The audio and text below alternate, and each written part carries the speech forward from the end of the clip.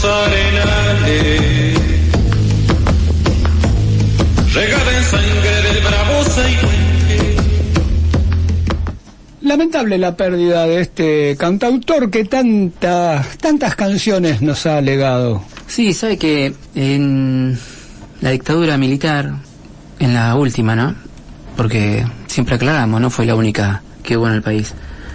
Integró parte de las listas negras, de esas listas donde las canciones de determinados autores no se podían cantar, y para evitar la censura utilizó un seudónimo, que era Casimiro Cobos. Tuvo la mala suerte, Daniel Toro, de sufrir un cáncer de garganta que lo tuvo alejado durante muchos años. Logró volver en el año 1985.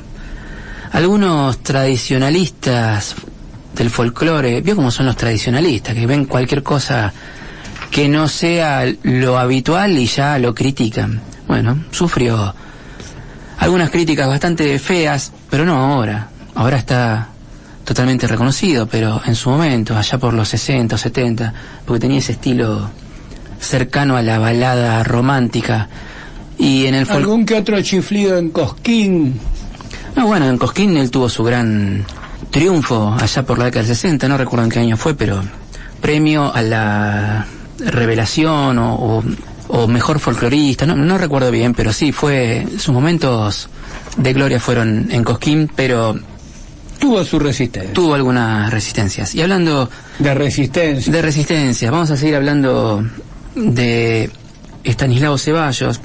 ¿Sabe que cuando hicimos la lista de personas que escribieron sobre esa literatura del indio, mencionamos varios estilos, a la pluma de Lucio Mansilla, de José Hernández con su Martín Fierro? Pero ¿sabe qué me olvidé de nombrar? A Álvaro Barros. Álvaro Barros, que fue primer gobernador de la Patagonia, que también fundó algunas ciudades, como por ejemplo la ciudad de Olavarría, que escribió varios libros. Uno de ellos era Indios, Frontera y Seguridad Interior, Pampas del Sur, Fronteras y Territorios Federales. Todo eso es el nombre del libro. La guerra contra los indios también es parte de la literatura de esa época de lucha de fortines, de fronteras. Me olvidé de nombrarlo y me pareció que era injusto. Aparte, justamente la pluma de Álvaro Barros era distinta a la pluma de Ceballos. Tenía otra visión. Él hablaba de repartir en propiedad los campos con los pueblos que habitaban la región, establecer sistemas de orden donde ellos tuvieran participación en la elección del tipo de orden. Bueno, era otra mirada. Y Álvaro Barros no era un intelectual, no era un abogado criado en las aulas, era un militar criado a caballo en medio de la pampa, era hombre de ejército, pero de estar siempre en el campo, en la vida de los fortines. Eso quería resaltar, porque tratándose de un hombre de estas características, como la que usted acaba de nombrar, él proponía un acuerdo con los pueblos originarios. En cambio, este amigo Estanislao Ceballos tenía una idea. Mozalbete, que no conocía, inclusive reconocido por él, no conocía el territorio más allá de unos cuantos kilómetros de donde estudiaba y donde escribía. Él sí hablaba de exterminio, de que no queden ni el despojo de sus muertos. Cuando nunca había estado en el territorio, no conocía a la gente. Bueno, hay gente que sigue haciendo lo mismo. Pero ni hablar. Que habla en un departamento, en un 10º piso, en una ciudad muy popular, habla de gente que está a 1200 kilómetros, viviendo a la intemperie. Mientras escribe, prende el aire acondicionado porque hace mucho calor o sube la estufa por si hace frío. Y llama al delivery para que le traiga el cafecito. ¿Sabe que me estaba acordando también cuando lo mencionaba a Sarmiento con su Facundo? Qué pedazo de introducción que tiene. Sinceramente, uno puede o no estar de acuerdo o simpatizar con la figura de Sarmiento, pero ese inicio del Facundo, yo creo, perdóneme, mire que a mí me gusta leer, es el inicio más goleador. Es como entrar ganando 5-0 en un partido de fútbol, cuando dice: sombra terrible de Facundo, voy a evocarte, para que sacudiendo el ensangrentado polvo que cubre tus cenizas te levantes a explicarnos la vida secreta y las convulsiones internas que desgarran las entrañas de un noble pueblo. Ya con eso uno se queda largo hasta el final, digo, no sé. tiene que ser muy insensible. Aunque sea, le tiene que generar alguna curiosidad. Siempre me gustó esa introducción. Tiene fuerza. Esas primeras líneas. Más allá de que uno después diga, me gusta, no me gusta, estoy de acuerdo, no estoy de acuerdo. Pero sigamos hablando de este... Pero déjeme decirlo al pasar, para alegría de personas que me conocen, la introducción de Adán Buenos Aires de Leopoldo Marechal. Hay muchísimas introducciones famosas. Usted me habló de introducción y para mí es la del coronel Aureliano Buendía, en 100 años de soledad. Después hay que remontarlo, ¿no? Pero hay que sostenerlo. Que dice que entró ganando desde el vestuario. ¿Sabes que este señor Estanislao Ceballos, que se hizo bastante amigo de Julio Argentino Roca, que justamente cuando fue ministro de Guerra dio con una persona que podía ser portavoz de sus ideas con respecto al desierto? En ese momento Ceballos tenía 24 años, era diputado y aceptó el desafío de Roca de redactar un libro que tuviera fuerza como para convencer a toda la gente que dirigía el país de lo necesaria que era la campaña. Un libro que tenía que tener antecedentes históricos, noticias geográficas, y que tenía que servir de propaganda para implantar el tema de que una campaña militar era una apuesta histórica a la que ningún argentino podía negarse. Estaba prácticamente escrito porque lo hizo en muy poquito tiempo y es una obra muy extensa. Nosotros durante esta semana estuvimos releyendo algunos fragmentos, más de 500 páginas. Tenía en su primera edición, que la pagó el Estado Nacional, un prólogo, una introducción del mismo Roca. Apareció a mediados de 1878 y el éxito fue total. Después salió una segunda edición, más para las masas, que la publicó el diario La Prensa, pero en realidad se buscaba que ese libro lo leyeran especialmente los miembros del Congreso, que eran los responsables de votar la ley que más tarde fue autorizada y que financió el avance militar. A todos ellos fue dirigida justamente la primera edición, dirigida a la gente del Congreso. Se sentía cómodo Estanislao Ceballos con esto porque trataba temas también científicos. El conocimiento que había de la zona de la época está plasmado en esa obra, la parte histórica, la parte geográfica, y por supuesto le añadió la propaganda.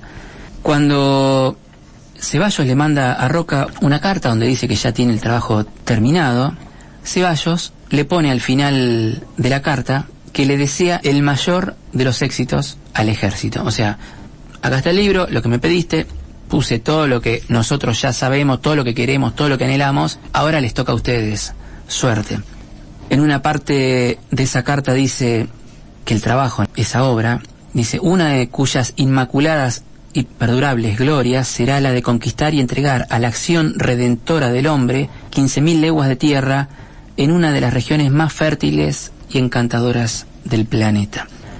Bueno, no solo estaba la descripción, sino también, y ahí seguramente asesorado por Roca, también tenía como una hoja de ruta, como un plan militar con detalladas descripciones de dónde estaban los distintos cacicazgos, dónde estaban los distintos pueblos, dónde estaban las rastrilladas, qué profundidad tenían los ríos, los arroyos que había que cruzar. Un gran compilador de información. Sí, un gran compilador.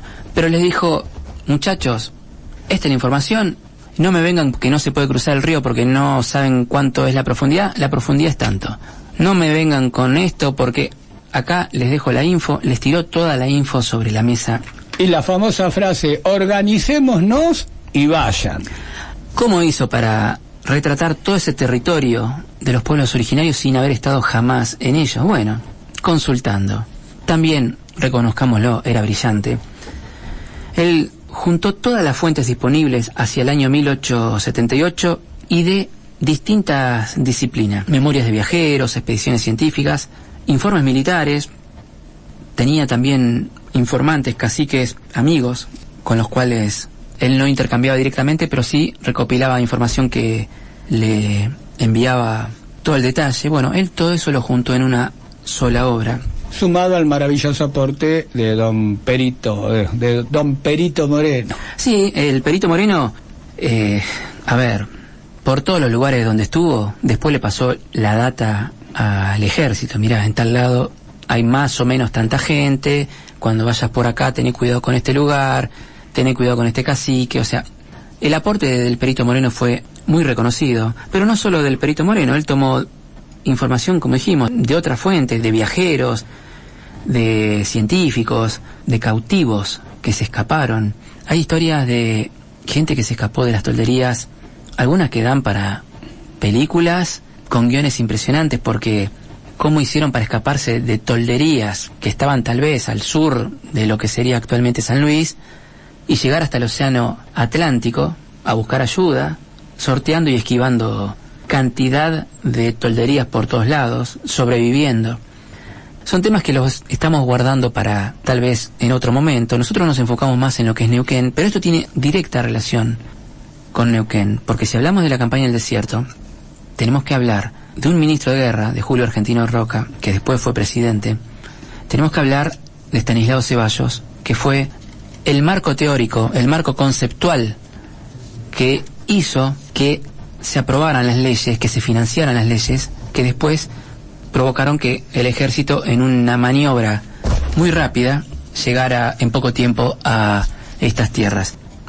Usted dice de Perito Moreno. Sí, claro, Perito Moreno, los pueblos de la región le dieron albergue, comida y le dieron confianza.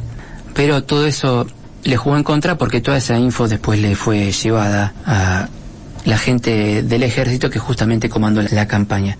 ¿Sabe que uno de los juicios de Ceballos, para justificar, entre los muchos que tenía, era de que todos los indios que habitaban la zona son chilenos? No me diga. Sí, todos, decía todos.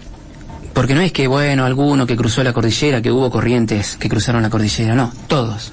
Eso le servía para justificar la acción que él proponía ante tales salvajes extranjeros. Cuando digo salvajes extranjeros, estoy citando textual de él. Acá le leo un párrafo, mire. Los salvajes dominados en la pampa deben ser tratados con implacable rigor, porque esos bandidos incorregibles mueren en su ley y solamente se doblan al hierro. Hay que prohibirles el uso de armas y del caballo, conservando en cada colonia una policía de tropa de línea que aplique con la mayor severidad los reglamentos y haga efectivas las prohibiciones. Bueno, continúa el texto. Sí, quitarle los caballos, la lanza y obligarlos a trabajar a punta de fusil. ¿Sabe que su libro... ¿El mío? No, el de Ceballos. ¿Usted escribió un libro? No. El libro de la conquista de las 15.000 leguas impacta a todo nivel a la gente del Congreso, más allá de que ya habían impactado los artículos periodísticos que tanto Ceballos como Roca publicaban, especialmente en la prensa. Roca publicaba, pero con seudónimo. Vio que eso de que los militares para escribir cualquier cosa tienen que pedir autorización, es muy común que para esquivar esas autorizaciones publicaran con seudónimos. Bueno, yo también, en realidad mi libro lo publiqué con seudónimo. Usted escribió muchos libros porque el seudónimo suyo es anónimo. Exactamente. Tiene muchísima bibliografía. Disculpe el chiste. Me sorprendió, ¿eh? Sí, con algo nuevo y novedoso. ¿Sabe que ya a finales de aquel año 1879, luego de que las operaciones militares hubieran finalizado, de más está decir que fue aprobado por el Congreso, diputados estaba presidiendo Mitre, en senadores estaba Sarmiento, y Sarmiento, por ejemplo, aprobó, pero con algunas reticencias, porque él decía que no se podía hacer un plan como ese en menos de 10 años, no le tenía mucha fe. La cuestión es que esta obra fue de vital importancia. Después de finalizar la campaña, la primera parte, hacia el Río Negro, porque la campaña continuó hasta 1885, cuando se rinde Sayhueque, pero ya en 1869 la Pampa ya estaba liberada, entre comillas, despoblada. Daría para bastante más, porque hay que ver qué pasó después, cómo continuó su obra Ceballos, porque no termina acá la obra de Ceballos con la conquista de las 15.000 leguas y con la finalización de esta primera etapa de la campaña del desierto. Después, ya como miembro de la Sociedad Geográfica, fue invitado a recorrer la zona. En realidad había sido invitado en la misma campaña, pero él dijo, mejor espero a que termine la campaña y veo. ¿Qué parte de organicémonos y vayan? No me entendieron, dijo. Sí, declinó la invitación porque tal vez no le tenía tanta fe a una campaña tan rápida. No le tenía tanta fe a Roca. O sea, pero luego sí. Le tenía fe en el sentido de que lo iba a lograr, pero no pensó que iba a ser tan rápido. Pero bueno, después, ya para fines de 1879, cambia de opinión y lo que viene, esa es otra historia, como es el nombre del programa. No termina acá la vida pública de Estanislao Ceballos y siguió influyendo muchísimo, muchísimo en las decisiones que se tomaban. Imagínense, si acá tenía 20 y pico de años, luego tuvo muchísima más influencia. Estoy buscándolo mientras estamos terminando. Todos los cargos que ocupó: fue presidente de la Cámara de Diputados, presidente de la Sociedad Rural Argentina, fue 3 veces ministro de Relaciones Exteriores. En una de esas perdimos, digo, los argentinos, si es que podemos decir perdimos, porque yo también, usted sabe que yo eso de ganamos, perdimos, tengo cierta reticencia, pero perdimos las misiones orientales gracias a su poca visión. Las misiones orientales me refiero a toda la provincia de Misiones que quedaba hacia el lado del este, que terminó quedándose Brasil, y falleció en 1923 en Liverpool, Inglaterra. Dicen que tal vez con un hálito de suspiro dijo que no estaba tan de acuerdo con lo que él mismo había hecho. Hay un cargo que no me quiero, y discúlpeme el operador, que sé que nos estamos pasando, pero hay un cargo que ocupó y que no quiero dejar por alto porque causó una honda conmoción en la gente que quedó y al día de hoy de los pueblos originarios, que fue el de profanador de tumbas. Le gustaba coleccionar cráneos, muchos los llevó al Museo de La Plata, pero no era el único, había varios que estaban en esa. Racedo, ¿se acuerda que hablamos de Racedo? Sí. Y podríamos hacer una larga lista de profanadores. Coleccionó cráneos que él mismo cortó profanando esas tumbas. Nos vamos hasta el próximo programa. Avisamos que los próximos programas van a ir grabados porque me voy a tener que ausentar por motivos personales. Nos vamos escuchando otro tema de folclore. En la primera escuchamos a Daniel Toro, pero vamos a cambiar de país. Cruzamos la cordillera. A mí me encanta Violeta Parra. Hasta el próximo programa. Mi leche está triste con el temporal. Los chivos se acuestan en ese barrial. Los indios resuelven después de llorar hablar con Isidro, con Dios y San Juan, con Dios y San Juan, con Dios y San Juan.